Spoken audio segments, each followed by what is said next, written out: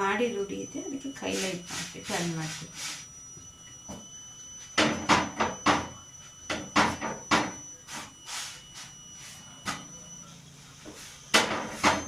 ಉತ್ತಾ ಇದೆ ನೋಡಿ ಎಲ್ಲ.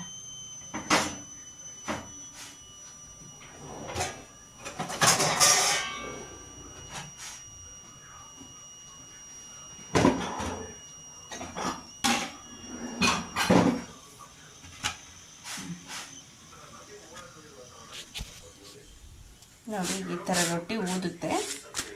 ಈ ಥರ ಸುತ್ತರ್ಗ ಬೇಯಿಸ್ಕೋಬೇಕು, ಹೊಟ್ಟೆ ನೋವು ಬರಲ್ಲ, ಚೆನ್ನಾಗಿ ಬೆಂದಿರುತ್ತೆ. ಮಕ್ಕಳಿಗೆ ಆಗಲಿ ಎಲ್ಲರಿಗೂ ಆಗಲಿ ಚೆನ್ನಾಗಿರುತ್ತೆ. ಬಿಸಿ ಬಿಸಿ ರೊಟ್ಟಿ ರೆಡಿ ಇದೆ ನೋಡಿ. ಈ ರೊಟ್ಟಿ ಜೊತೆ ನೀವು